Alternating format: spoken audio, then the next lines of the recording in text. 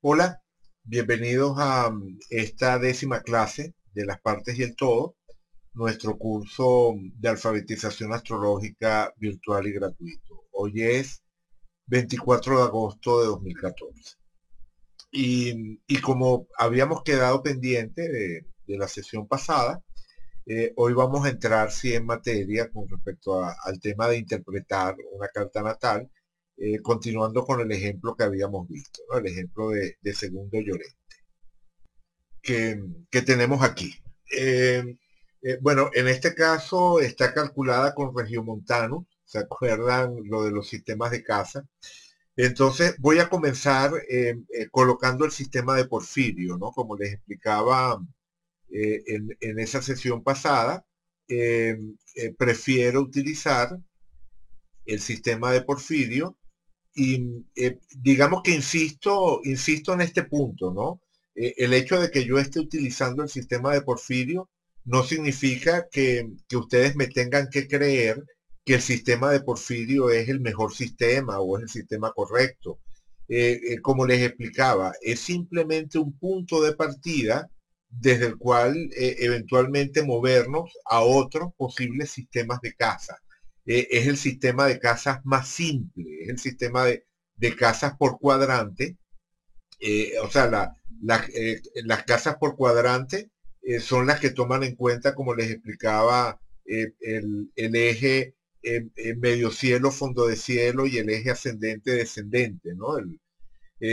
A diferencia de las casas, de los sistemas de casas iguales, ¿no? Entonces, dentro de los sistemas de cuadrantes, este es el más sencillo de todos, ¿no? Entonces, entendiendo que realmente no hay un consenso universal sobre cuál es el sistema de casas verdadero, aunque el sistema de Koch tenga muchos partidarios, el de Placidus tenga muchos partidarios, modernamente el de Pollitt-Page también tiene muchos partidarios. Independientemente de que cada uno tenga sus partidarios, lo cierto es que no existe un consenso universal sobre los sistemas de casa. Entonces, por eso, la forma personal que he tenido de resolver esa situación es elegir el más simple de los sistemas de casa, mentalizándome a que eventualmente una carta podría estar mejor modelada por un sistema de casas diferente. Algo así como dándome el permiso para si veo que efectivamente pareciera funcionar la carta utilizando las casas de Plácido o las casas de Koch, entonces moverme a ese sistema que pareciera funcionar mejor. Insisto en la explicación, disculpen si estoy repitiendo cosas del material anterior, pero por algunos comentarios que me llegaron, algunas observaciones que me hicieron llegar, algunas como muy entusiastas por adoptar Porfirio, y otras como muy críticas por renunciar a sistemas de casas más conocidos como Placidus o Koch. Eh, digamos que, como digo, no estoy pretendiendo establecer ninguna verdad, lo que los estoy es invitando a investigar. O sea, lo que está claro es el significado de las casas. Lo que no tenemos claro es dónde exactamente está la cúspide de cada casa. Entonces, esa es la realidad con la que tenemos que trabajar y con la que cada cual irá desarrollando su camino dentro de la astrología. Evidentemente, existen escuelas astrológicas que tienen como elemento base de todo su sistema la adopción de un determinado sistema de casa. Por ejemplo, el sistema de Koch, el sistema de Koch dentro de la escuela Huber, o el sistema de Plácidos en otras escuelas, o el sistema, si mal no recuerdo, de Regiomontanus o de Alcavitus, no recuerdo cuál de los dos, dentro de algunas escuelas de lo que se llama astrología horaria. En fin, ¿no? Hay escuelas astrológicas que están casadas con un sistema, pero nosotros no tenemos por qué casarnos con un sistema de casas, por lo menos todavía. Podemos permitirnos un largo noviazgo antes de elegir un sistema de casas con el que nos vayamos a quedar. Y me refiero a algo que cada quien debe realizar por cuenta propia, como parte de su propio camino dentro de este mundo de la astrología. Pero bien, bueno, regresando a nuestro punto. Aquí tenemos la carta de Segundo Llorente con el sistema de casas de Porfirio.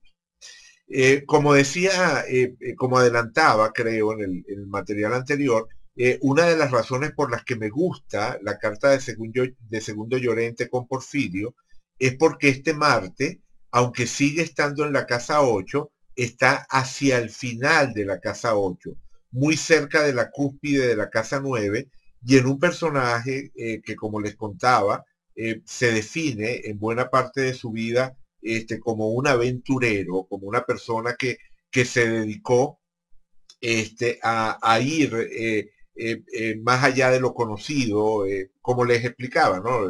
Creo que recordarán al personaje, un misionero español, conocido como el jesuita que evangelizó Alaska.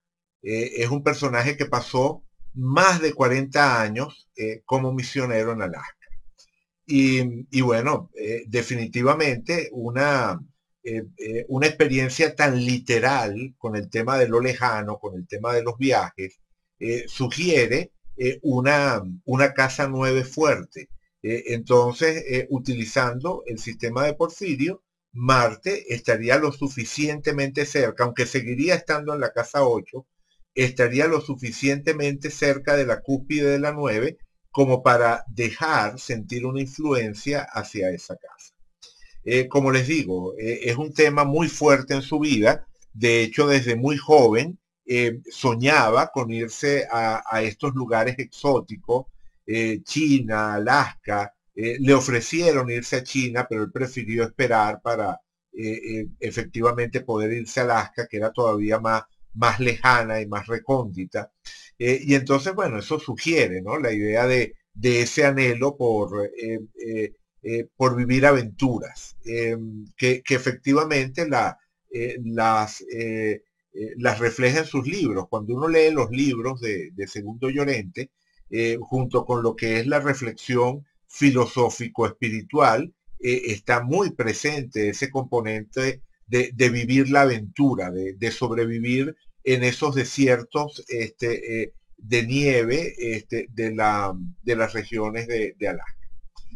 En fin, en todo caso, me detengo aquí porque hace poco estuvimos conversando sobre este tema de los sistemas de casa, pero ese no es el punto por el cual deberíamos comenzar a interpretar la carta. Lo recomendable, sobre todo para quienes están comenzando, es elegir como punto de partida para recorrer la carta alguno de los tres puntos claves de los que hablamos en algún momento, es decir, del Sol, la Luna y el ascendente. Recordemos que el Sol tiene que ver con la manera de estar en el mundo, la Luna con la forma de alimentarnos emocionalmente y el ascendente con la manera de ver el mundo. Si nos imagináramos la vida como el ascenso a una montaña, como una excursión en la que queremos subir una montaña, el Sol nos hablaría de los recursos y las habilidades de los que disponemos para emprender ese ascenso de la montaña. El ascendente nos describiría la montaña, es decir, cómo vemos nosotros esa montaña que queremos subir, y la luna nos hablaría de ese morral con alimento y agua que nos llevamos para no desfallecer en el camino y efectivamente poder llegar a, a, a, buen término, poder llevar a buen término esa excursión que estamos comenzando.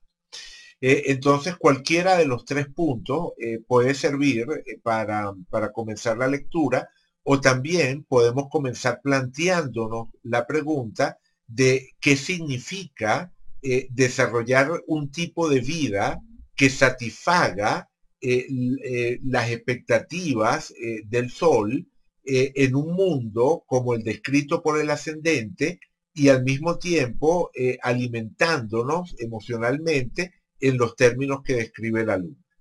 Es decir, cómo hacer, en el caso de Segundo Llorente, para desarrollar una vida escorpiana en un mundo capricorniano, satisfaciendo necesidades sagitarianas.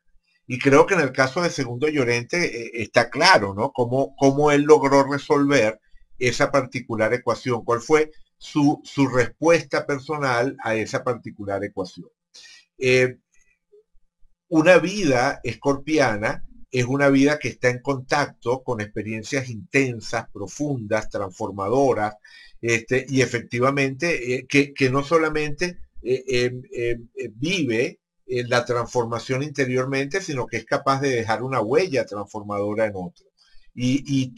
Todo ese potencial escorpiano efectivamente lo realizó a través de su actividad como misionero a lo largo de años. Su entrega al mundo espiritual le permitió profundizar en este mundo de las experiencias intensas y transformadoras.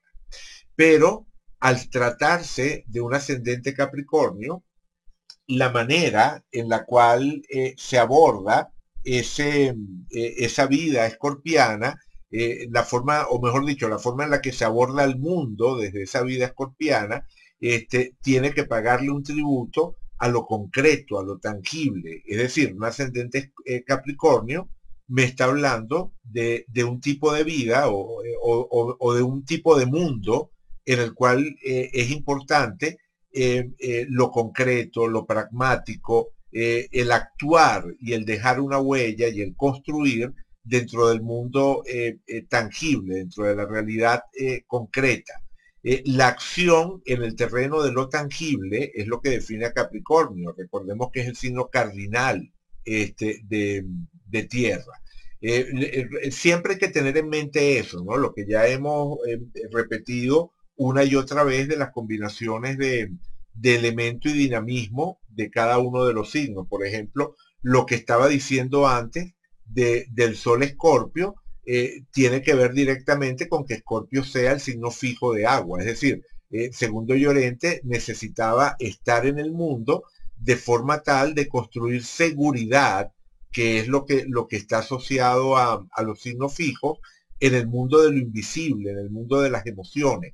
Y precisamente esa entrega a la experiencia religiosa, espiritual, fue, como decía, su forma de canalizar esas necesidades escorpianas. Evidentemente no es la única manera de vivir al signo de Escorpio, pero se entiende. O sea, lo interesante es que una vida Escorpio vivida plenamente es una vida en la que hay contacto con la intensidad emocional. Pero esa intensidad emocional se realiza en un mundo en el que es importante hacer cosas concretas, hacer cosas tangibles.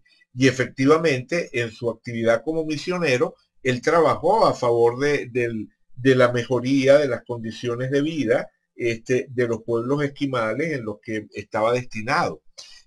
Haciendo cosas concretas por esa gente. De hecho, a tal punto fue así que terminó siendo muy querido, muy valorado, y llegó a tener influencia política, inclusive en Alaska, cuando fue aceptada como un estado más de los Estados Unidos. Segundo Llorente estuvo entre los primeros representantes de Alaska en el Congreso de los Estados Unidos. Es decir, hay un elemento concreto, tangible, pragmático asociado a Capricornio.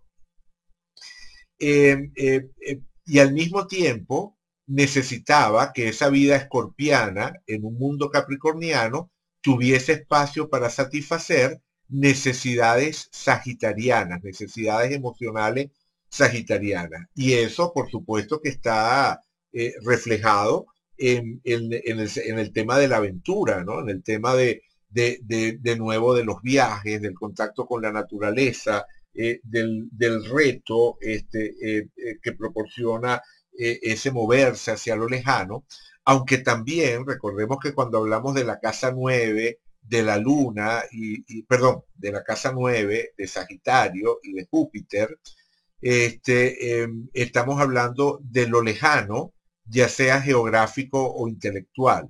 Lo lejano geográfico nos habla de los viajes, y lo lejano intelectual nos habla de las inquietudes de tipo filosófico, ¿no? Del deseo de comprender la vida desde una plataforma de pensamiento abstracto. Entonces, donde Sagitario está muy fuerte, o la casa 9 está muy fuerte, o Júpiter tiene un lugar destacado, la persona puede tener esa inclinación hacia lo lejano, ya sea geográfico o intelectual. En el caso de Segundo Llorente, la literalización del tema de lo lejano geográfico resulta evidente, pero él también se desarrolló en el plano de lo lejano intelectual porque es reconocido también como un pensador, como un filósofo. Cuando uno lee los libros de Segundo Llorente, hay efectivamente un deseo de transmitir una visión de mundo en términos filosóficos que nos remite a ese tema también de lo lejano intelectual. Entonces, en las dos vertientes, en lo lejano geográfico y en lo lejano intelectual, él está alimentando esa luna sagitariana. Entonces, ahí vemos la ecuación básica resuelta. O sea, una vida escorpiana en un mundo capricorniano satisfaciendo necesidades sagitarianas. El misionero que hace cosas concretas, o sea, el misionero que tiene una intensa entrega espiritual, que hace cosas concretas por los demás, y que además vive las experiencias de expansión, libertad, viaje y reflexión abstracta y filosófica. Bien, por supuesto esa no es la única forma, la manera en la que Segundo Llorente resolvió esa combinatoria Escorpio, Sagitario, Capricornio, no es la única posible, pero lo importante es que seamos capaces de reconocer la coherencia entre el tipo de vida que construyó y esos tres emplazamientos. Por otra parte, podemos abordar cualquiera de los tres puntos y empezar a, eh, a verlo con detalle, ¿no? Ponerle lupa a lo que vamos encontrando. Por ejemplo, el ascendente Capricornio. Un ascendente Capricornio, como decíamos, es un ascendente en el signo cardinal de tierra, por lo tanto un ascendente asociado a lo pragmático, a la acción, al construir, que en su lado negativo puede ser un poco seco, incluso a veces se le puede llegar a describir al ascendente Capricornio como melancólico, en fin.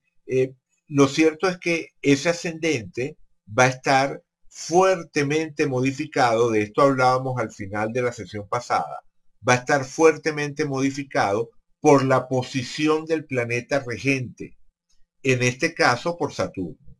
Saturno, el regente de Capricornio, se encuentra en el signo de Piscis, eso ya estaría introduciendo un matiz pisciano en este ascendente Capricornio, pero fíjense que además está recibiendo un trígono de Júpiter, el regente antiguo de Piscis, y Neptuno, el regente moderno del mismo signo, que refuerza esa conexión con lo que podemos describir en líneas generales como lo pisciano. Si no bastara con esto, que ya es muchísimo, fíjense que además, desde la cúspide de la casa 12, que es la casa naturalmente asociada a Piscis y a Neptuno, recibe también un sextil de Urano. Entonces, tiene conexión con la casa 12, está en el signo de Piscis y recibe trígono del regente antiguo y el regente moderno de ese signo de Piscis. Es decir, estamos hablando de un ascendente Capricornio que definitivamente está fuertemente conectado con lo pisciano, y en Piscis tenemos el signo mutable de agua, es decir, el signo que se deja seducir por el mundo de lo invisible. Si Escorpio busca seguridad en el mundo de lo invisible, Piscis lo que busca es fundirse en ese mundo de lo invisible, dejarse fluir en ese mundo de lo invisible. El anhelo fundamental de lo pisciano y lo neptuniano y la casa 12 es el olvido de sí mismo y la fusión con algo más grande. Y eso, por supuesto, que lo podemos vivir de muchas formas, no necesariamente a través del camino espiritual, pero el camino espiritual es una de esas formas. Es decir, ese anhelo de olvido de uno mismo y fusión con algo mayor, lo podemos vivir a través de la ayuda al prójimo, a través del contacto con la naturaleza, a través de la expresión artística, pero también a través de las prácticas de tipo espiritual. Por ejemplo, si alguien me dijera que esta es la carta de un artista, yo diría que sí, que es posible, es factible, podría ver el potencial de esta carta desarrollado en términos artísticos. Me parece que es totalmente válido. ¿Por qué? Porque el arte es una de esas formas en las que podemos experimentar ese olvido de uno mismo y fusión con algo más grande.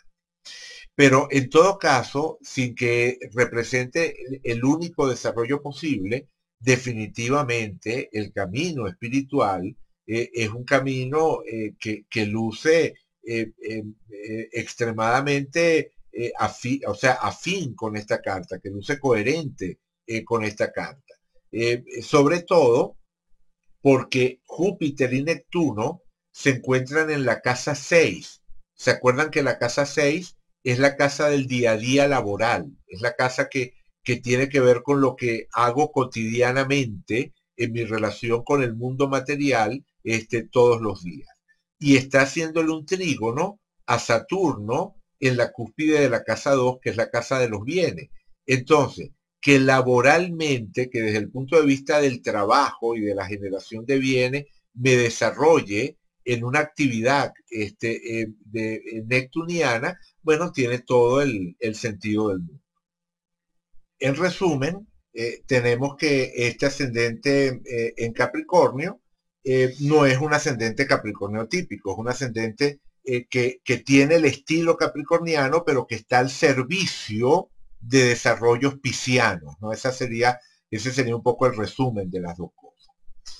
Eh, por otra parte, resulta que además de eso, es natural que observemos los planetas en la casa 1. Si estamos hablando del ascendente, es necesario complementar lo que digamos del ascendente con observaciones sobre cualquier planeta que se encuentre en la casa 1. Y en este caso él tiene en su casa 1 a Quirón, que es el planeta del contacto con las experiencias incómodas, ásperas, difíciles, dolorosas de la vida, y a partir de ese contacto, bueno, la posibilidad de aprender y desarrollar eh, una, eh, una capacidad sanadora. Quirón tiene que ver con las heridas y con la sanación de heridas, pero entre la herida y la sanación de la herida está como intermediario el proceso de aprendizaje. Aprendo de la herida o aprendo a través de la herida aquello que me permite desarrollar el aspecto sanador. Entonces, con Quirón podemos hablar de esas tres vertientes, ¿no? La vertiente del herido, del heridor o del sanador. Evidentemente, una de las formas literales de vivir un Quirón en la casa 1 es el contacto con situaciones de vida ásperas. Eso de ser un personaje capaz de vivir y desarrollar una actividad en un clima tan inclemente, en un clima tan difícil, tan áspero, tan duro, en unas condiciones de vida tan extremas, eso es una de las formas de vivir a Quirón. Una de las formas de vivir a Quirón es el contacto ante situaciones, el contacto con situaciones de vida áspera y la resistencia que podemos tener frente a esas situaciones, esas condiciones de vida áspera. Por supuesto, tampoco es la única manera de vivir a Quirón, pero en este caso resulta evidente. Y también resulta evidente que él, como personaje, se quiso desarrollar en su relación con los demás como un sanador, como una persona que está detectando aquello que está mal, aquello que es erróneo, que está fuera de lugar, y actúa para corregir. Por eso, toda esa labor que les mencionaba, que él realizó en función de mejorar las condiciones de vida de los pueblos con los que entraba en contacto. Por otra parte, ese mismo Quirón, en un plano, digamos, más psicológico, puede hablarnos de un sentimiento de inadecuación, de dificultades que pueda tener la persona para sentirse a gusto consigo mismo, y que bueno, que precisamente sea un factor que genere inquietud. Es como sentir un malestar, una herida, un desequilibrio en el plano de la propia identidad. Y es probable que eso haya estado presente en la vivencia de Segundo Llorente, aunque no tengamos manera de comprobarlo, porque él se empeñaba y hacía un esfuerzo por proyectar hacia el mundo una imagen definitivamente sagitariana, en el sentido de que asociamos a Sagitario el buen humor, el optimismo, la visión expansiva de la vida, lo jovial, ¿no? Lo que podríamos entender como la actitud jovial. La palabra jovial viene de Jove, que es otro nombre para Júpiter, el regente de Sagitario.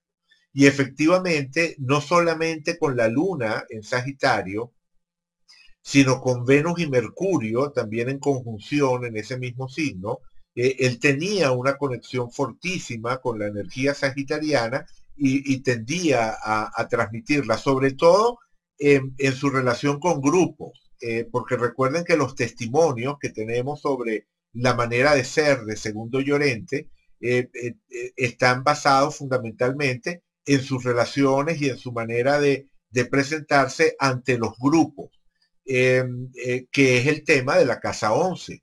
O sea, por cierto, cuando hablaba antes de su necesidad de dar y recibir alimento emocional en términos de expansión y aventura, por supuesto me refería al hecho de que la luna esté en Sagitario, pero también hay que tomar en cuenta la casa.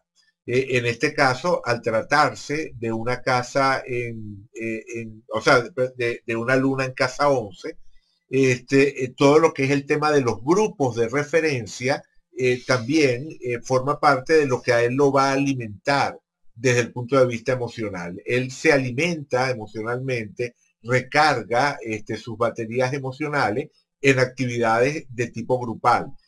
La relación del pastor con su rebaño, la integración con grupos de compañeros dentro de una congregación religiosa, o cualquier otra variante del tema de los grupos, es algo que le resulta natural como terreno para nutrirse emocionalmente. Eso incluye también el tema de la amistad. Una de las cosas que se dice de Segundo Llorente es que le daba muchísima importancia al tema de los amigos. Y efectivamente los amigos, los grupos que yo guío, los grupos a los que pertenezco, los grupos de estudio, los grupos de trabajo, todas esas son asociaciones de la Casa 11 que en última instancia tiene que ver con los grupos de referencia, los grupos a través de los cuales construimos un sentido de seguridad en el plano de lo gregario. O sea, es la casa que describe esencialmente el aspecto gregario del ser humano. Y, y además de eso, la casa 11 también tiene que ver con un liderazgo, con una forma de liderazgo que está unida a esa concepción de lo gregario. Es decir, el liderazgo asociado a la casa 11 es el liderazgo de la persona cuyo conocimiento, cuya sabiduría es reconocida y valorada por un grupo. Por eso a la casa 11 también se le asocia nuestras relaciones con guías, ¿verdad? Con las personas que podemos entender como guías o maestros, o el hecho de asumir nosotros mismos el rol de guía o maestro. Definitivamente esto debió tener que ver con la importancia que para Segundo Llorente tenían sus maestros espirituales, sus guías espirituales dentro de su formación como sacerdote, pero también y de manera evidente con el rol que él asumió de cara a esa gente con la que convivía, de ser un guía desde el punto de vista desde el punto de vista de ese liderazgo de la persona que sabe, de la persona que tiene un conocimiento que los demás respetan. El pastor, literalmente la imagen del pastor que se convierte en guía de su rebaño. Yo no recuerdo si ya mencioné en lo que llevo grabado o en lo que hablamos la semana pasada, que segundo Llorente, cuando Alaska fue aceptado como un estado más de los Estados Unidos, segundo Llorente fue uno de los primeros representantes de Alaska ante el Congreso de los Estados Unidos. Es decir, su trabajo capricorniano, pragmático y su capacidad para manejarse con los grupos definitivamente le permitieron desarrollarse en lo que sería una actividad de tipo político. Y por supuesto que allí entramos también al sol. O sea, esto lo tenemos que poner en contacto o en contexto con el hecho de tener un sol tan alto, un sol en Escorpio que está tan cerca de la cúspide de la casa 10 y que por lo tanto tiene que ver con la necesidad de brillar ante el mundo a través de nuestros proyectos y desarrollos profesionales. Recordemos que la casa 10, la casa asociada a Capricornio, es la casa que describíamos como casa de la profesión. Entonces una persona con el sol en la casa 10 necesita brillar a través de sus desarrollos profesionales.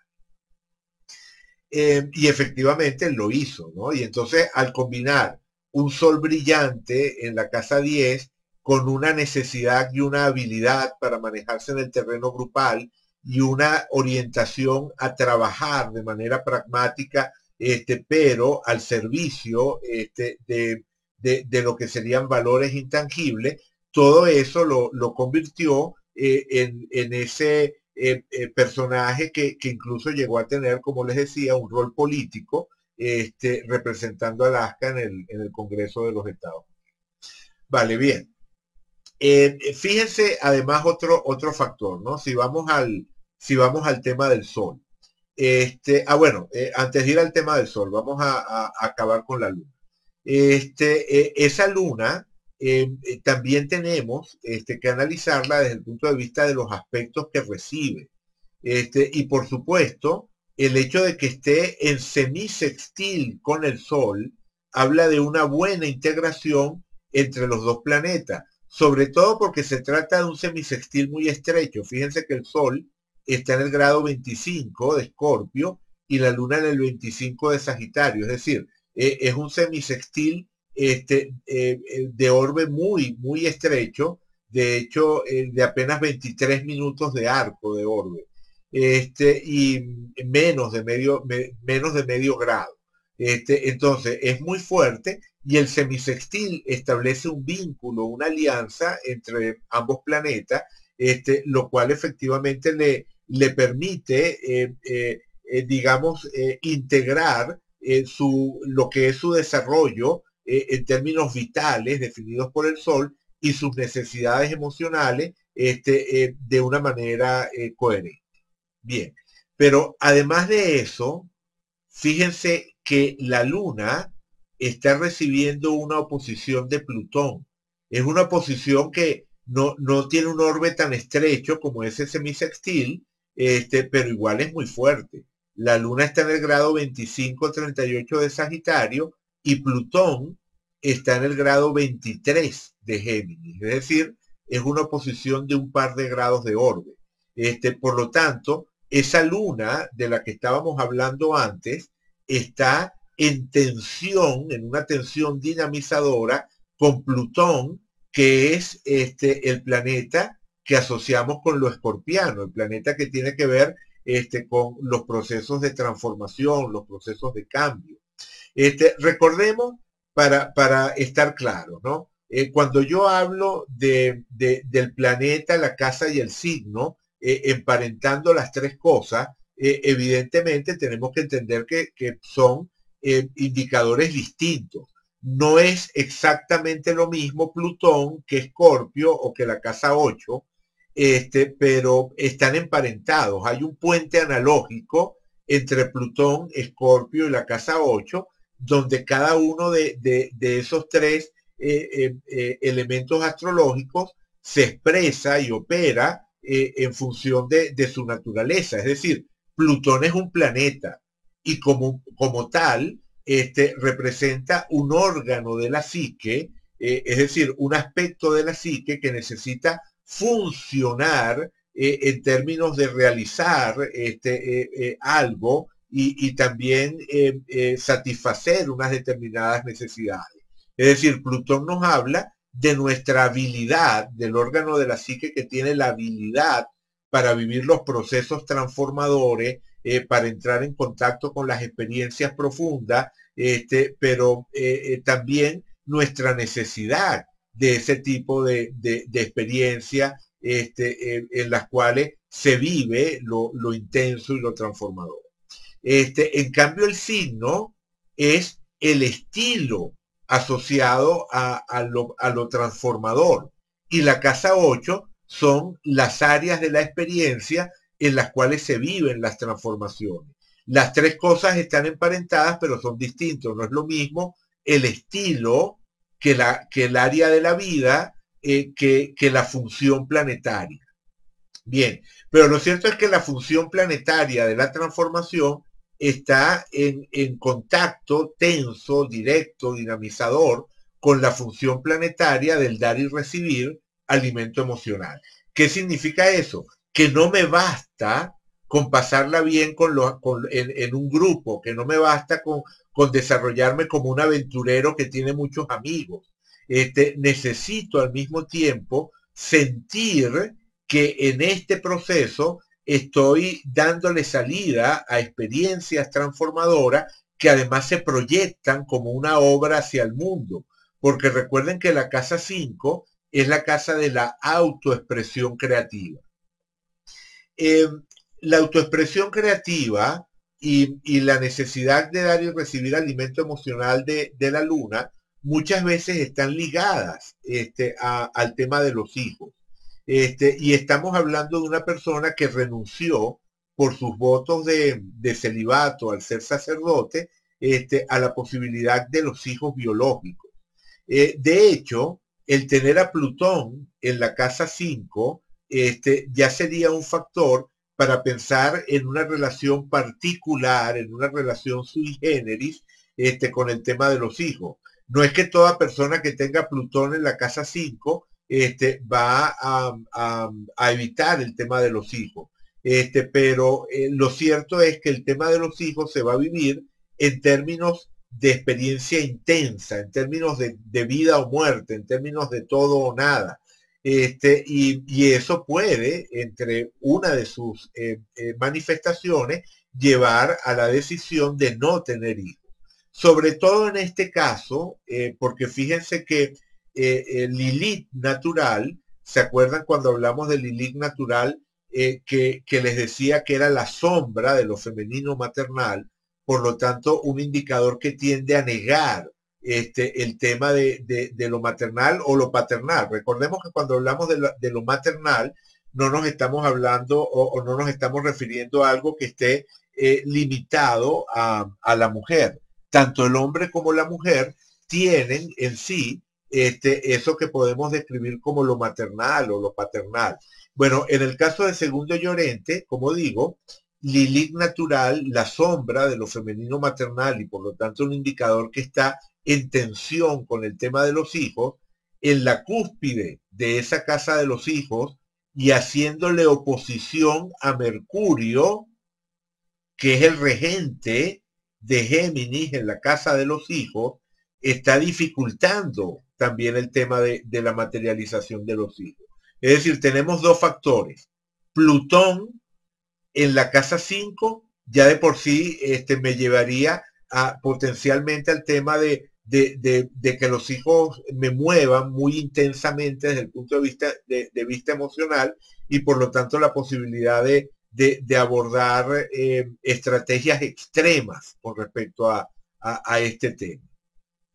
Al mismo tiempo, Plutón le está haciendo oposición a la Luna, que es un planeta que también puede tener que ver con el tema de los hijos, de la relación con los hijos.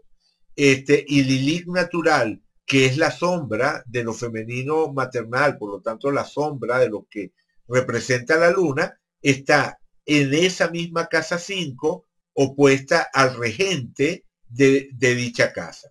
Todo eso, cuando sumamos todo eso, es cuando suena lógico que estemos ante la carta de una persona que no haya tenido hijos o que su relación con el tema de los hijos resulte de alguna manera atípica. Si yo estuviera viendo esta carta y alguien me preguntara, Eduardo, ¿tú crees que esta persona tuvo hijos o no tuvo hijos? Siguiendo lo que serían los indicadores que acabamos de mencionar, tendría que inclinarme hacia esa interpretación de que no tuvo hijos. Eso no significa que si ustedes ven una carta con algo similar, esa persona esté imposibilitada para la vivencia de los hijos. Lo que significa es que para realizar esa vivencia de los hijos tendría que resolver de otra manera un acertijo que efectivamente resulta complicado y que si uno se va por la línea del mínimo esfuerzo, tendería a vivirse precisamente como carencia de hijos. Bien. Eso mismo nos lleva al tema de lo sexual, ¿no? Y lo erótico, porque no solamente es que renuncio a los hijos, o sea, renuncio a los hijos porque en primer lugar estoy renunciando a la sexualidad, ¿no? El voto de castidad de los sacerdotes católicos es algo que tiene, ¿no? Esa lectura. Y allí una clave interesante es el hecho de que Venus está retrógrada, está en Sagitario, lo cual sería en principio una Venus también aventurera, curiosa, pero está retrógrada y regida por Júpiter también retrógrado. O sea, recuerden que si voy a examinar a esta Venus, igual que para examinar la Luna, o sea, si voy a examinar la Luna, a Mercurio o a Venus, tengo que fijarme en Júpiter, tengo que fijarme en el regente de Sagitario. Como los tres planetas están en Sagitario, este Júpiter me va a estar indicando cosas importantes con respecto a la expresión de estos planetas. Bueno, en este caso, como digo, de los tres planetas en Sagitario, el único que está retrógrado es Venus y Júpiter, el regente de Sagitario, se encuentra retrógrado y en conjunción con Neptuno, que también está retrógrado. Entonces, ya esta combinatoria de Júpiter retrógrado y Neptuno retrógrado tiende a dar una especie de inhibición, una especie de vuelco hacia adentro de la energía sagitariana en esta carta, pero en particular con Venus, que ya de por sí estaba retrógrado, eso se eleva al cuadrado. Es decir, un planeta retrógrado regido por otro planeta retrógrado, es como que si su retrogradación se estuviese, como decía antes, elevando al cuadrado. Y entonces eso podría ser el factor que permitiera entender, o uno de los factores que permitiera entender la inhibición de ese contacto con lo femenino seductor que es representado por B. Otro factor que también tenemos que tomar en cuenta, no solamente para lo que sería el aspecto del voto de castidad, sino en general para todo lo que es el desarrollo como misionero, como sacerdote, es que ese sol, y seguramente ya lo habían notado, ese sol está en conjunción con Lilith 1181. ¿Se acuerdan que cuando conversamos sobre Lilith 1181 dijimos que era un indicador que propiciaba la entrega, la ayuda al prójimo o la ayuda a aquellos seres que nos resultan entrañables, el sacrificio por los seres que nos resultan entrañables, la solidaridad, la entrega, todo eso está vinculado a Lilith 1181. Entonces, que el Sol el núcleo de la carta de segundo Llorente esté en conjunción con Lilith 1181, favorece el desarrollo de sacrificios en su vida. Digamos que una palabra clave de Lilith 1181 es la palabra sacrificio. Igual que también la palabra sacrificio la tenemos que asociar a Piscis, a la casa 12 y a Neptuno. Entonces entra en resonancia el aspecto de sacrificio vinculado a la conjunción Sol-Lilith 1181, entra en resonancia con el fuerte contacto con lo pisciano-neptuniano en la carta de segundo Llorente. Entonces no tiene nada de raro que se viva el tema de la renuncia, el renunciar a ciertos goces de la vida como parte de su desarrollo, como parte de la ofrenda que él da en su recorrido espiritual. En lo personal, a mí me resulta inconcebible el tema del voto de castidad, pero entiendo perfectamente que para él haya sido un camino. Y de hecho, es otra forma de vivir la intensidad que escorpiana de la que hablábamos antes. Escorpio suele ser descrito como un signo muy sexual, igual que a Plutón se le suele asociar el tema de la sexualidad, y a la casa 8 donde está Marte. Recordemos que este Marte deja sentir influencia hacia la 9, pero está en casa 8. Entonces hay energía de casa 8, protagonismo de Plutón y presencia fuerte de Escorpio. Y todos son indicadores que una de sus lecturas tiene que ver con la intensidad en la vivencia sexual. Pero esa intensidad también se puede vivir precisamente a través de la abstinencia. La idea de sublimar toda esa energía es también una forma de vincularse con la vivencia escorpiana. Sobre todo en este caso, como les decía, con esa Lilith 1181 al lado del Sol, y ese énfasis tan fuerte de lo pisciano y lo neptuniano. Por otra parte, fíjense también en la ubicación de Marte. ¿Por qué en la ubicación de Marte? Porque si estoy hablando del Sol en Escorpio, si estoy hablando de un Sol en Escorpio, me tengo que fijar en Marte.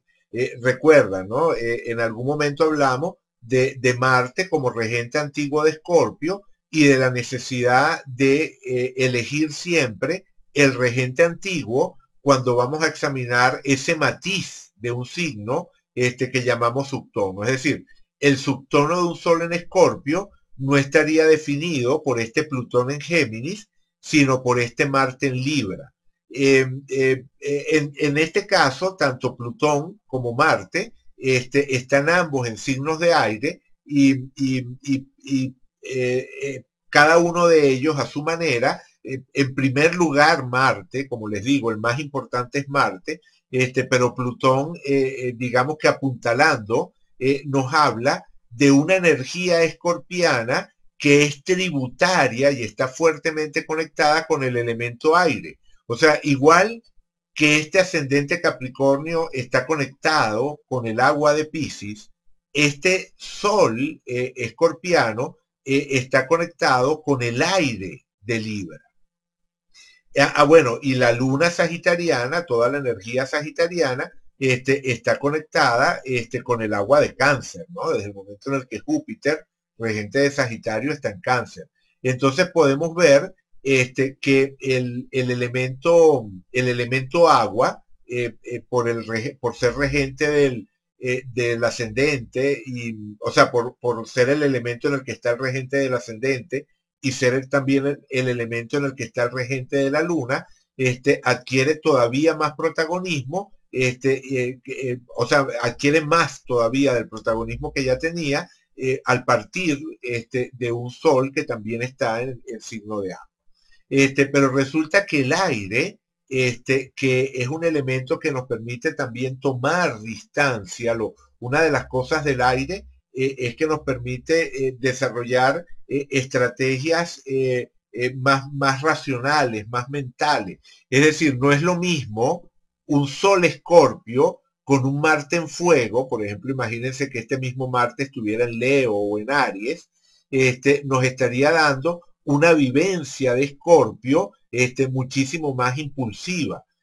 Pero un Sol en Escorpio, regido por un Marte en Libra, habla también de la posibilidad de reconocer y funcionar con límites, o sea, límites que provienen del mundo abstracto, el mundo del pensamiento, el mundo de las ideas, y que se imponen o que frenan lo que sería la pasión escorpiana, la intensidad escorpiana. Bien. Por cierto que al momento de revisar este Sol, también tenemos que tomar en cuenta el quincuncio a Plutón, que básicamente está reforzando su naturaleza escorpiana, es decir, la necesidad de vivir a través de su desarrollo profesional, de nuevo, esas expresiones creativas, porque está en la casa 5 de lo transformador. De hecho, el punto clave de esta historia es que Plutón, en la casa de la autoexpresión creativa, está en contacto tanto con el Sol como con la Luna.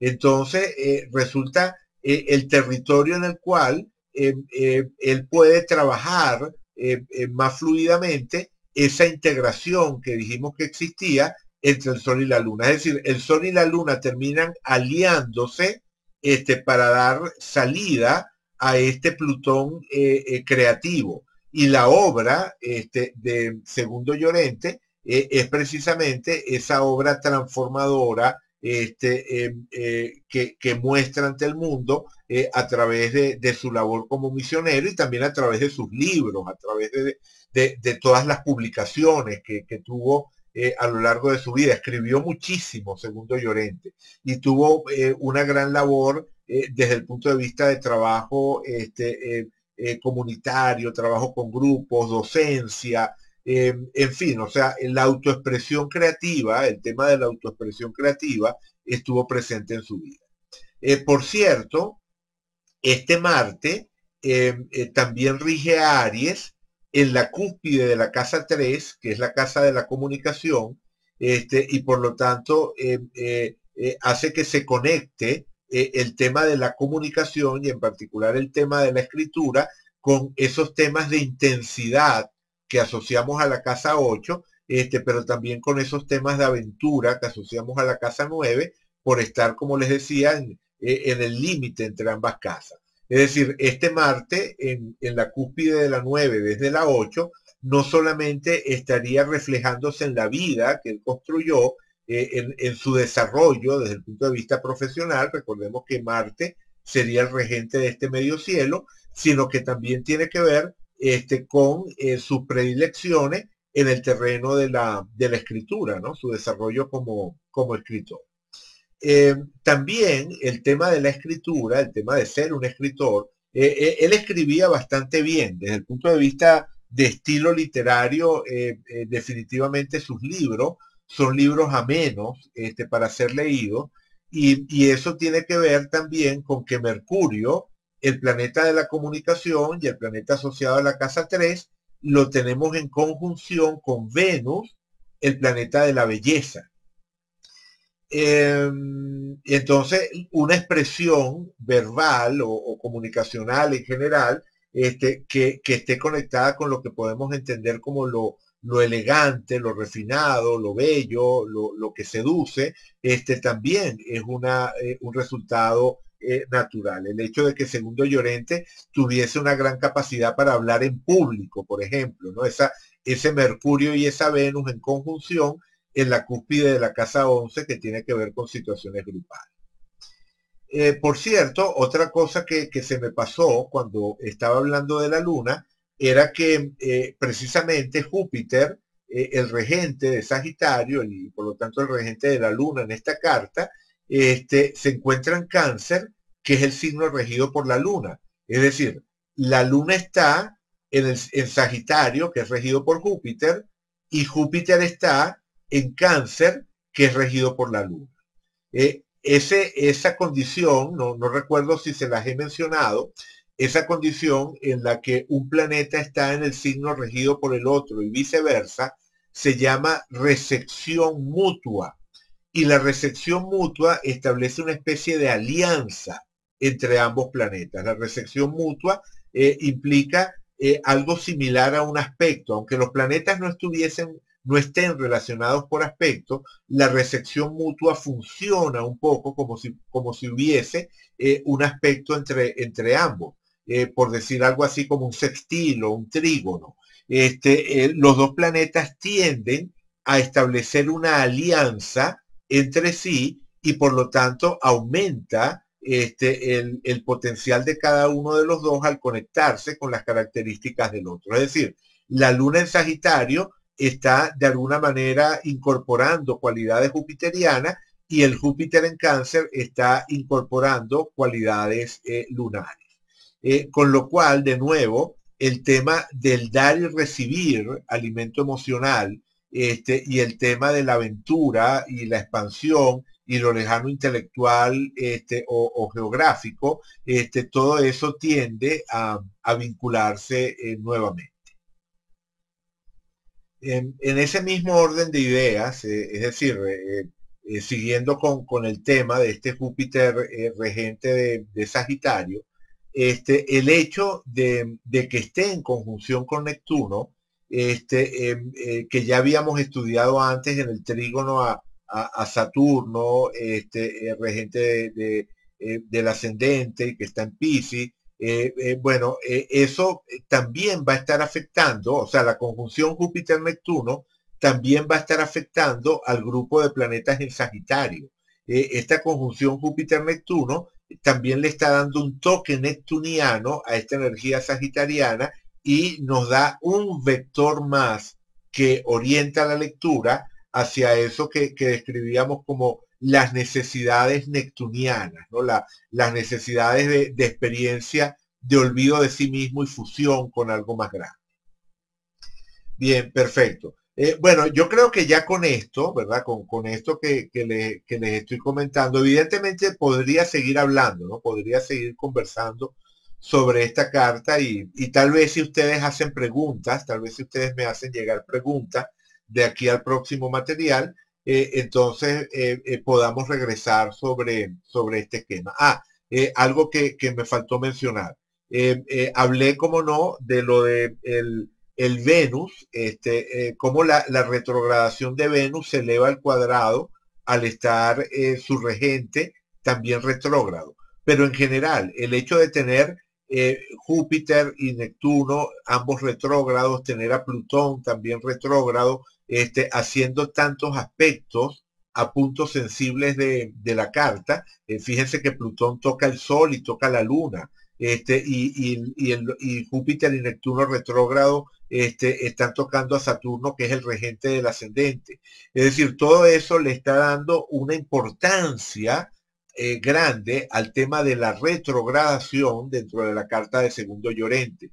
¿Cómo interpretamos todo esto? Bueno, como esa necesidad de vivir de una manera más interiorizada estas energías. O sea, recuerden que el movimiento retrógrado no significa que el planeta esté en mal funcionamiento, o sea, que el planeta no funcione bien o que el planeta no ejerza una influencia. Lo que significa es que dentro de este mapa de la psique, dentro de la vivencia de este mapa de la psique, la persona tiende a experimentar el planeta más en términos internos que externos, de una manera más interior que exterior, lo cual no significa que el planeta no se pueda manifestar eventualmente hacia el exterior, pero solo después de haber pasado por una vivencia interna. Es decir, Venus retrógrada no es que sea incapaz de dar y recibir afecto,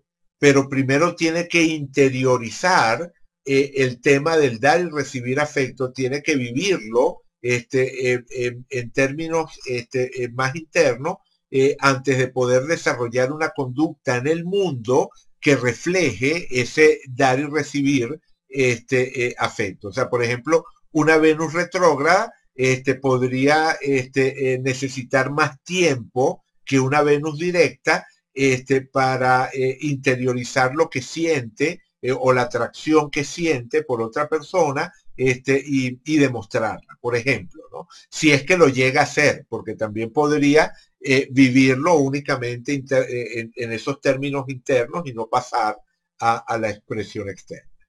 Entonces, por ejemplo, toda esta carga de Júpiter y Neptuno al estar retrógrado tiende a vivirse de una forma muy interna, o sea, una persona que está viviendo esta conjunción como algo que se desarrolla dentro de sí. ¿Y qué representa esta conjunción? No nos hemos detenido a hablar de esta conjunción en sí misma. Júpiter nos habla de expansión, Neptuno nos habla de lo no tangible, así que aquí tendríamos en buena medida lo que sería ese anhelo de expandirse a través de experiencias espirituales, de experiencias místicas.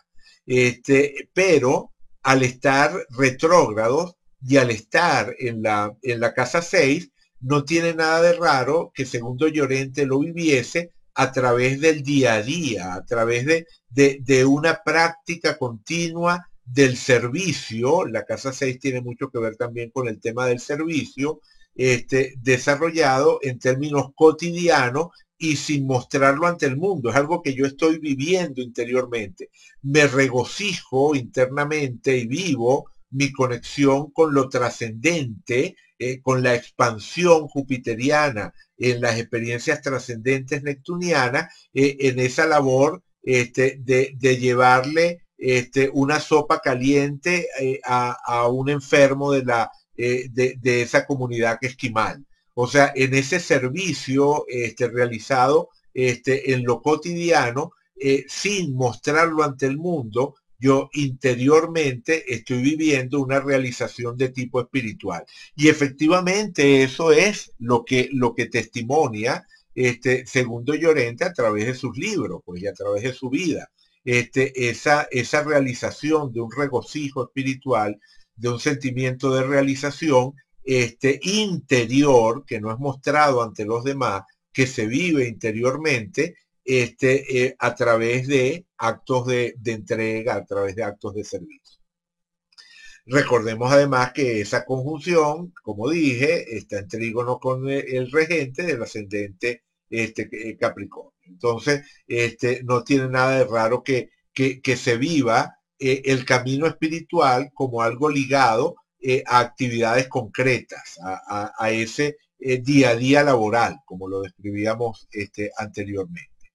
Por otra parte, esta cuadratura también es algo interesante de comentar, ¿no?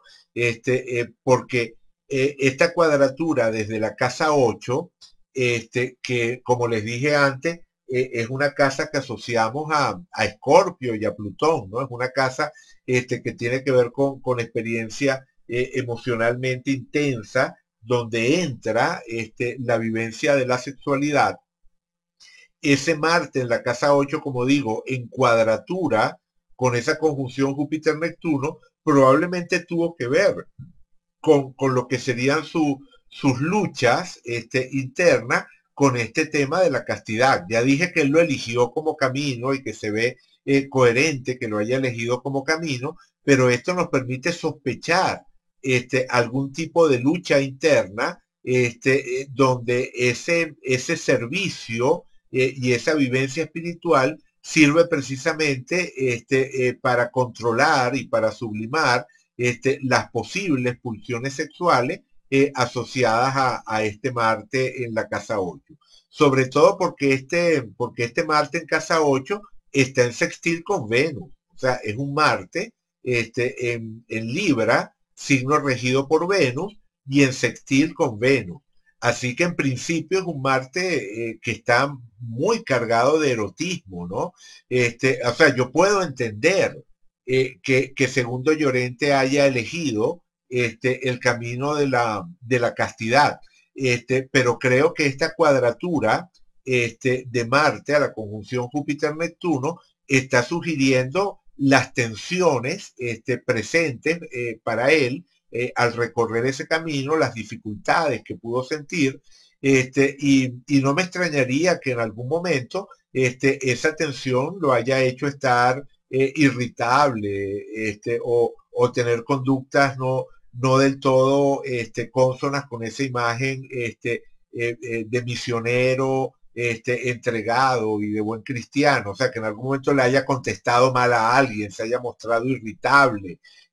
Bueno, no sería nada raro con esa cuadratura, porque aquí hay un tema de contener a este Marte, de ponerle límites a este Marte a través de la actividad en ese día a día laboral. Recordemos que la cuadratura representa un conflicto en el cual la psique tiende a elegir uno de los dos, o sea, uno de los dos puntos, y por lo tanto inhibir el otro, que no desaparece, sigue estando allí y por supuesto sigue ejerciendo una presión, pero no tiene nada de raro que identificándose mentalmente y de manera evidente con esa actividad de Júpiter-Neptuno en la casa 6 haya estado también reprimiendo esas pulsiones sexuales. En fin, en todo caso, o sea, llegado a este punto, son cosas que podríamos verificar si estuviésemos hablando de nuestra propia carta, o si estuviésemos leyéndole la carta a una persona y le pudiésemos plantear la situación y ver si se identifica o no con la descripción que estamos haciendo, pero en el caso de Segundo Llorente solamente podemos especular. Bien, a ver, algo más. Bueno, fíjense, por ejemplo, Quirón.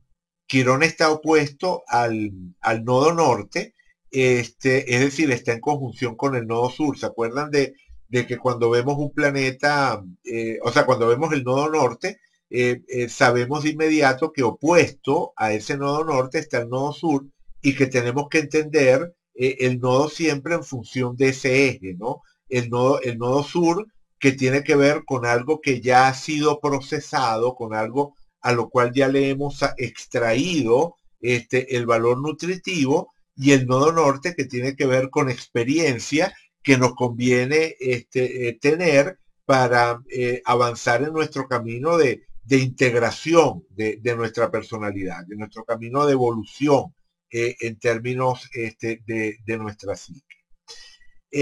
Bueno, en este caso, Segundo Llorente tenía el nodo sur en la casa 1 y el nodo norte en la casa 7, lo cual habla de un movimiento que va de lo individual a lo interpersonal. Si leyéramos esto en términos de vidas anteriores y vidas pasadas, si utilizáramos, perdón, de vida actual y vidas pasadas, es decir, si utilizamos esa metáfora de la reencarnación, entonces diríamos que en vidas anteriores fue una persona muy centrada en sí misma, muy independiente, pero que precisamente no llegó a aprender cómo ponerse de acuerdo con otros, y en esta vida parte de su aprendizaje tiene que ver con la capacidad para negociar, llegar a acuerdos, construir alianzas, etcétera, etcétera.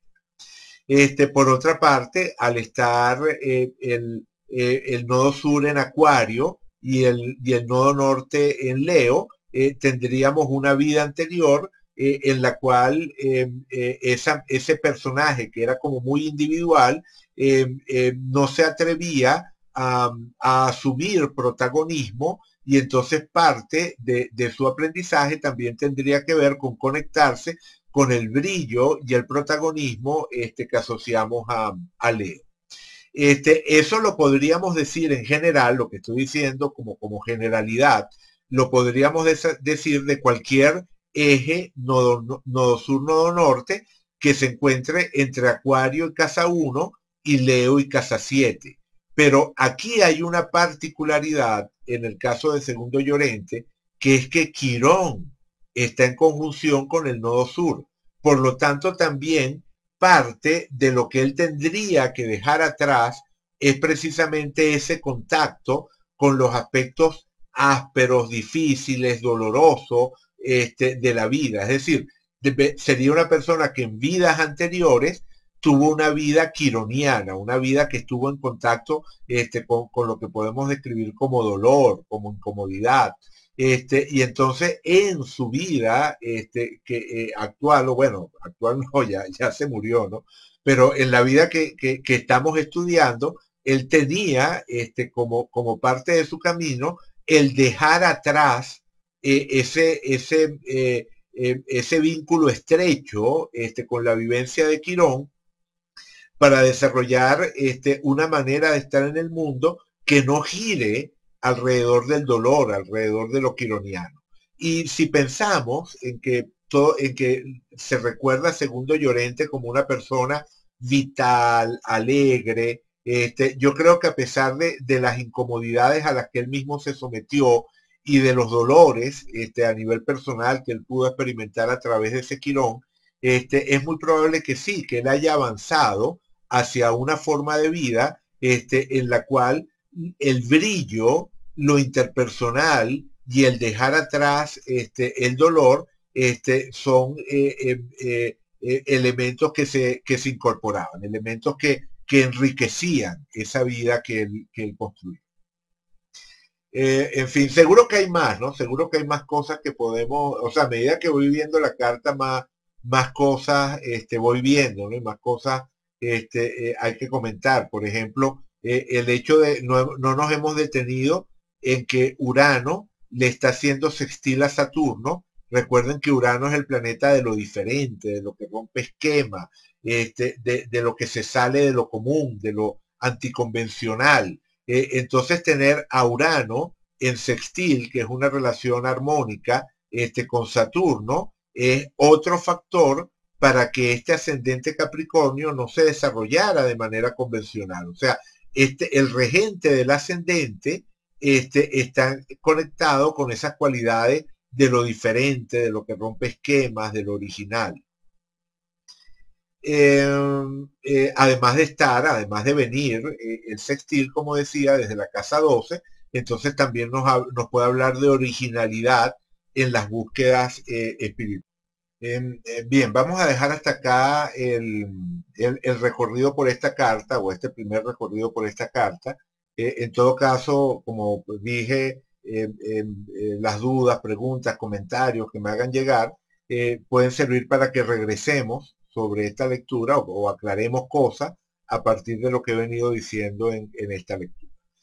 Me interesa que utilicemos esta media hora o poco menos de media hora que nos queda para ver algunas cosas del programa. En particular, fíjense que aquí a la derecha ustedes tienen la lista de los planetas con sus posiciones en grados, ¿no? Y esto es algo que por supuesto es útil, pero es la punta del iceberg de la información que podemos colocar acá y que nos puede resultar útil.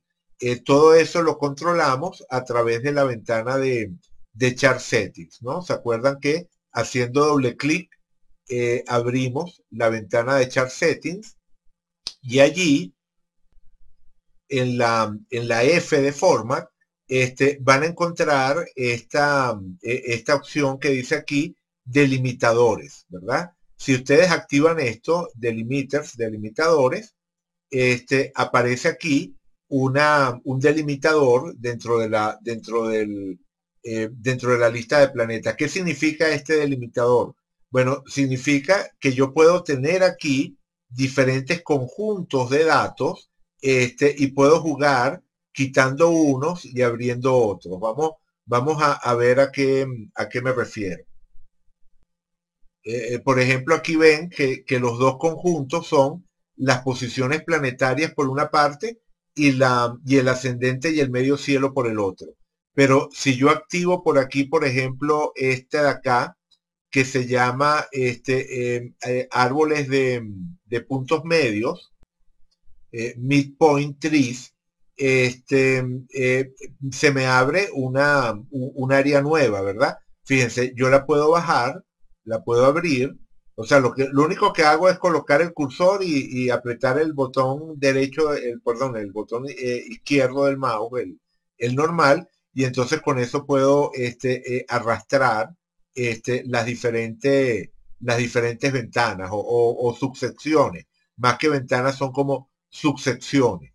Entonces, fíjense que aquí estoy agregando, en este caso, la información de los puntos medios. Por ejemplo, Mercurio se encuentra en el punto medio entre el Sol y Urano. Fíjense, yo tengo aquí el planeta Mercurio, veo la posición del Sol, veo la posición de Urano y resulta que Mercurio está equidistante tanto del Sol como de Urano. Esto de los puntos medios es importante porque nos da un matiz más para interpretar. Un planeta que está en el punto medio entre otros dos de alguna forma termina siendo como un punto focal en el que las energías de los dos primeros planetas se concentra y se manifiesta. Es decir, el Mercurio de segundo Llorente es capaz de expresar o tiene la tendencia a expresar una síntesis entre su creatividad, que es el aspecto del Sol, y su originalidad, que es el aspecto de Urano. Es decir, la creatividad, el brillo, el protagonismo del Sol y la originalidad y la capacidad de innovar de Urano tienden a concentrarse sobre Mercurio, que es precisamente el planeta de la comunicación. No tiene nada de raro la necesidad que tenía, segundo Llorente, de escribir, de comunicarse y de escribir sobre unas vivencias extremadamente personales y protagónicas, el Sol, pero al mismo tiempo que se salen de lo común, ¿no? Que absolutamente diferentes a cualquier vivencia convencional. Entonces, allí está, por ejemplo, eso, ¿no? El Mercurio en el punto medio entre el Sol y Urano. Cuando estamos hablando de puntos medios, el orbe a considerar no debería ser nunca mayor de un grado. O sea, uno debería asumir que un punto medio tiene sentido solamente si si el planeta está a lo sumo a un grado del punto correspondiente. Pero mientras más pequeño sea el contacto, por supuesto que va a ser más fuerte. Una manera de ver cuáles son los puntos medios más fuertes en la carta de segundo Llorente es combinar esta información que tenemos acá con la herramienta del control de orbe. ¿Se acuerdan de esa herramienta? ¿No? Si damos botón derecho, o sea, perdón, sí, en este caso botón derecho, si le doy clic al botón derecho, una de las opciones que tengo es esta que dice Orb Adjustment, ajuste de orbe. Si la activo, me aparece esta herramienta que tenemos acá, donde yo puedo aumentar o subir o disminuir el orbe. Fíjense que a medida que yo voy aumentando el orbe, aparecen más puntos medios, ¿verdad? Aparecen más puntos medios, porque al considerar un orbe más generoso, entonces, por ejemplo, fíjense, Júpiter estaría en el punto medio entre Mercurio y Quirón con un orbe de 1 grado 13 minutos. Me está dando puntos medios de más de 1 grado, porque yo estoy aumentando el orbe. En cambio, si yo disminuyo el orbe, me va a ir dando nada más los puntos medios más exactos. Vamos a seguir bajando, ¿ok? Fíjense, bueno, aquí, los 3 puntos medios más exactos en la carta de segundo Llorente sería la luna, esta luna en Sagitario, en el punto medio entre Mercurio y Urano, el punto medio entre la innovación y la comunicación. Es decir, la luna de segundo Llorente tendría a servir de punto focal y de expresión para la originalidad uraniana de la que ya habíamos hablado antes, pero también de la habilidad comunicacional de Mercurio. Esto, por ejemplo, se puede expresar a través del tema de hablar en público, ¿no? A través del tema de dirigirse a su feligresía, ¿no? Eso que les mencionaba, de que él era efectivamente una persona con capacidad para cautivar a la audiencia y para dar unos sermones. Recuerden que al final se trata de un sacerdote que está dando misa cada cierto tiempo y en las misas da sermones. Bueno, en los sermones de Segundo Llorente dirigidos a su feligresía, bueno, él era capaz de unir esa agilidad mental y necesidad y capacidad comunicacional de Mercurio con esa originalidad de Urano. El punto medio entre Júpiter, o sea, Júpiter está en el punto medio entre Venus y Quirón. Si ubicamos este Júpiter, vemos que se encuentra equidistante a Venus y a Quirón. En este caso, fíjense que el hecho de estar equidistante se expresa como una oposición al punto medio. O sea, no es lo mismo que el planeta esté en el punto medio entre otros dos de manera inclusiva a que esté en el punto medio tomando el camino largo. O sea, este Júpiter está en el punto medio entre Venus y Quirón, pero tomando el camino largo. Vamos a quitar por un momento, vamos a quitar por un momento el resto de los planetas y vamos a quedarnos nada más con Venus,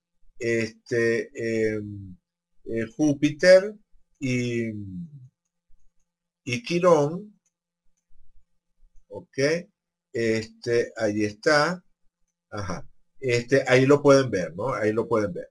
Si ustedes colocan la herramienta, si ustedes colocan la herramienta para medir distancia, recuerden, para activar esa herramienta lo único que hago es clic en el centro y se me aparece este dial. Si yo coloco el dial justo donde está Júpiter, fíjense que el valor que aparece en la posición de Quirón y el valor que aparece en la posición de Venus es exactamente el mismo, reflejando que la distancia angular de Júpiter a Venus y la distancia angular de Júpiter a Quirón es la misma. Entonces, este Júpiter efectivamente está en el punto medio entre Venus y Quirón. Pero, ¿qué ocurre? Si yo dije, si este Júpiter estuviese entre los dos, yo podría decir eso que mencionaba antes, de Júpiter como el punto focal en el cual converge la vivencia de Venus y la vivencia de Quirón. Pero en este caso, lo que yo puedo decir es que Júpiter está en tensión con esa síntesis de Venus y Quirón. O sea, el Júpiter de Segundo Llorente tenía una relación tensa con lo que podemos entender como la síntesis de Venus, el amor, la sexualidad, bueno, el placer, no la sexualidad necesariamente. Venus tiene que ver con el placer en general y bueno, la sexualidad como una de las formas de expresión del placer. O sea, con el tema de lo placentero, el tema de lo placentero y el tema de lo incómodo, fíjense lo difícil de este punto medio, ¿no? Es el punto medio entre Quirón, que tiene que ver con el contacto con las cosas ásperas y difíciles, y Venus, que tiene que ver más bien con lo que disfruto, lo que me agrada en la vida. Bueno, este Júpiter, que como ya vimos antes, está ligado al día a día laboral de Segundo Llorente, está oponiéndose a la síntesis de esos dos aspectos. Es de alguna manera una forma a través de la cual se tiene una salida, una escapatoria de esa tensión entre el dolor y el placer. O sea, algo así como que entregándome al día a día laboral, estoy expresando la manera de escapar de esa tensión entre el dolor y el placer. Es decir, me escapo de la tensión entre el dolor y el placer a través de mi entrega al día a día laboral. En este caso, Júpiter no es que se está beneficiando de los dos planetas, sino que está mostrándose como un punto polar, como una polaridad a lo que sería la unión de esos dos planetas. Bien, regresemos a como estábamos antes. Recuerden que cuando hacemos este tipo de cambios, por ejemplo, lo que acabo de hacer, apagar todos los planetas para que me queden nada más estos para poder mostrarles algo, o para poder observar algo con detenimiento, yo puedo siempre regresar a las condiciones iniciales, cargando nuevamente el archivo de configuración. Vamos aquí a Configuration, vamos a la configuración que estamos utilizando, esa que se llama config curso 03, hacemos clic allí y tenemos otra vez todo nuestro planeta. Por supuesto no están todos los aspectos porque seguimos teniendo activa la herramienta de control de control de orden. Fíjense que otra cosa que ocurrió es que perdimos las pestañas, perdimos las diferentes subsecciones que habíamos activado porque al haber cargado de nuevo el archivo de configuración inicial, evidentemente perdí las pestañas. Vamos a volver a activarlas, perdón, acá. Las volvemos a activar, está en la F, en la F de forma, volvemos a activar delimitadores y volvemos a activar árbol de puntos medios. Una de las opciones, fíjense que cuando dice árbol de puntos medios, tenemos dos casillas. Yo marco la primera casilla y bueno, me aparece la opción que estoy activando, ¿verdad? El tema del árbol de puntos medios que le estoy pidiendo que me muestre, efectivamente me lo muestra.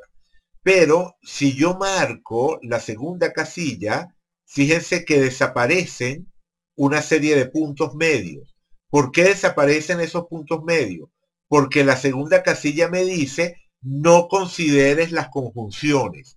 Es decir, si hay un punto medio, que además, o sea, si el planeta está en un punto medio entre otros dos, pero también está en conjunción con esos otros planetas, bueno, eh, eh, entonces no me los muestra. O sea, por ejemplo, fíjense que aquí, si yo desactivo esta casilla, el Sol aparece en el punto medio entre el Sol y Lilith 1181.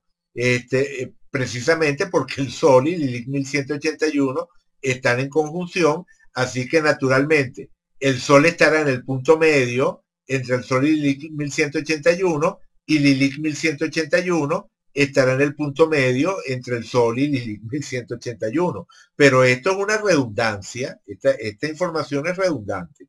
Entonces me conviene marcar la siguiente casilla y entonces nada más me está mostrando aquellos puntos medios que resultan más interesantes. Bien, esta es una de las cosas que a mí me gusta activar, ¿no? En lo personal, me gusta tener activa esta opción de los puntos medios y poder revisarla cuando quiera. Otra opción que me gusta también tener activa es la cadena de dispositores. Si activamos la cadena de dispositores, nos aparece este gráfico que están viendo acá. ¿Qué tenemos en este gráfico? Tenemos cómo se van enlazando unos planetas con otros en términos de la relación de regencia. ¿Se acuerdan que la relación básica es la relación de regencia? Entonces, por ejemplo, el Sol se encuentra en Escorpio y Escorpio es regido por Marte. Eso se representa como una flecha que va desde el Sol a Marte. Pero Marte está en Libra y Libra es regido por Venus. Entonces tenemos una flecha que va de Marte a Venus. Pero a su vez Venus está en Sagitario y Sagitario es regido por Júpiter. Entonces tenemos la flecha que va de Venus a Júpiter y a su vez Júpiter está en Cáncer, que es un signo regido por la Luna, y entonces tenemos la flecha que va a la Luna. Pero esa flecha que va a la Luna es de doble sentido, porque como dijimos antes, la Luna está en el signo regido por Júpiter, lo cual significa que están en recepción mutua. Cuando se da en la cadena de dispositores esta flecha de doble sentido, significa que ambos planetas están en recepción mutua. A su vez, lo mismo con todos los demás, ¿no? Neptuno está en Cáncer, que es un signo regido por la Luna. Plutón está en Géminis, que es regido por Mercurio. Mercurio en Sagitario, que es regido por Júpiter. Urano está en Capricornio, que es regido por Saturno. Saturno está en Piscis, que es regido por Júpiter. Entonces, en este gráfico tengo la forma en la que se organizan jerárquicamente a través de esa, de esa relación que es la regencia, todos los planetas de la carta. Los planetas del septenario clásico más los planetas modernos, Urano, Neptuno y Plutón, lamentablemente no he encontrado una forma de que agregue también dentro de la cadena de dispositores aquellos planetas a los que no se les asocia regencia, como por ejemplo Quirón o indicadores como las Lilith, pero bueno, pero esto ya es bastante información, ya nada más que aparezca este gráfico es bastante información y nos permite encontrar puntos particularmente delicados de la carta, como por ejemplo puede ser Júpiter y la Luna.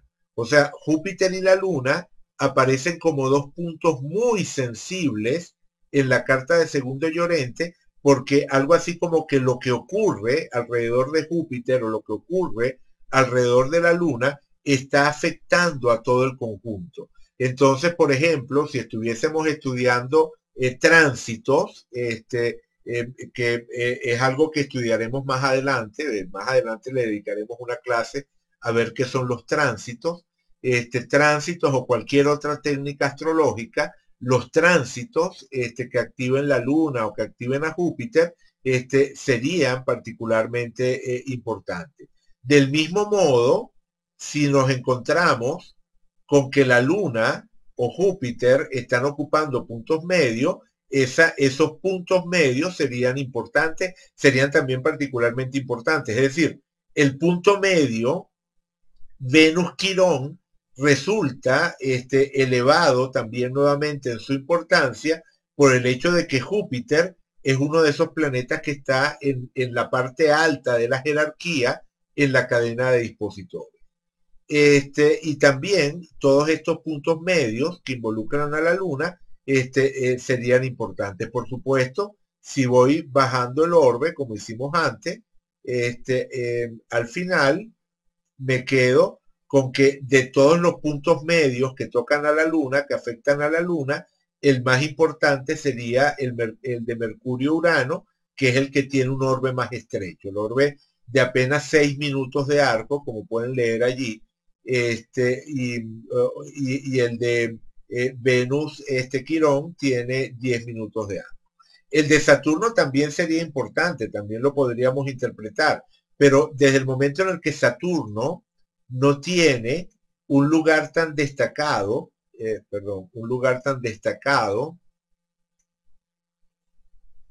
¿dónde está? Se me perdió la, ah, se me perdió la cadena de expositores, no entiendo qué pasó aquí, porque no me está mostrando. Esto tiene el programa algunas veces el programa hace cosas extrañas, y a veces uno lo que tiene que hacer es salirse y volver a entrar, ¿no? Cuando ocurren estas cosas extrañas. A ver, aquí debería estarme mostrando la cadena de dispositores como me la mostró hace un momento, pero no lo está haciendo. Voy a poner pausa un momento en el programa, voy a salir y volver a entrar a ver si con eso se arregla. Ajá, salí y volver a entrar. O sea, lo que hice fue cerrar el programa y volverlo a abrir. Y fíjense que ahora sí me vuelve a mostrar la cadena de dispositores. Por supuesto es otra porque aún no he puesto la carta de segundo Llorente. Vamos a ponerla de nuevo. La buscamos en la base de datos. Ahí está. Ahí está, ¿no? No sé qué pasó, no sé qué pasó antes. Pero como digo, a veces el programa tiene esos errores.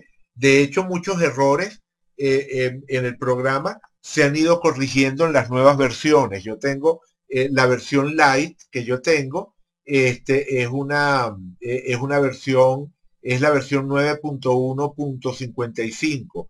Tal vez si ustedes tengan una versión, si ustedes descargaron una versión más reciente, tal vez se haya arreglado este pequeño error que acabamos de ver. Pero cuando el programa les haga algo extraño, como esto que nos acaba de hacer, bueno, simplemente cierren el programa y vuelvan a entrar, ¿no? Es la manera más sencilla de resolver el problema.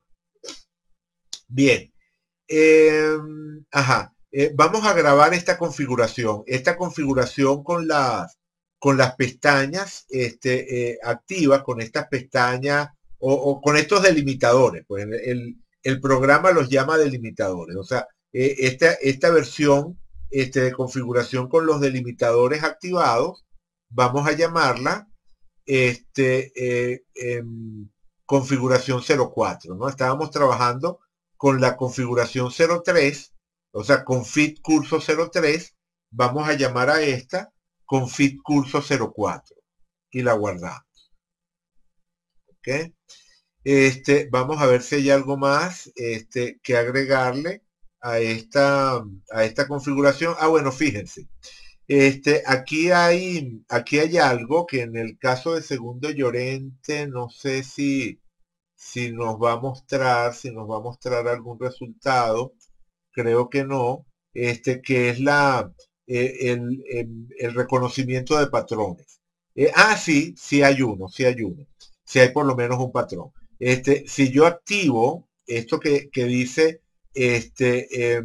perdón, aquí, reconocimiento de patrones, me van a aparecer aquellos patrones de aspectos que tienen un nombre, que reciben un nombre en astrología y que están activos o están presentes, mejor dicho, en la carta de Segundo Llorente. Fíjense que si me coloco sobre esta zona de acá, ¿verdad? Donde aparece Urano, Quirón, Saturno, Ruf, me aparece en verde aquí en el esquema, fíjense aquí en el esquema, cuando yo coloco el cursor allí, aparece en verde precisamente esa pequeña configuración que une a Urano, a Quirón y a Saturno. Una configuración que recibe un nombre es porque tiene un significado astrológico que efectivamente puede ser relevante. Por ejemplo, si nosotros subimos el orbe, recuerden que también las configuraciones dependen del orbe que tengamos. Si yo subo el orbe, ajá, allí suficiente, ajá, espérense, a ver, no fue suficiente. A ver, ajá, ok, perdón, aquí ya los estábamos viendo.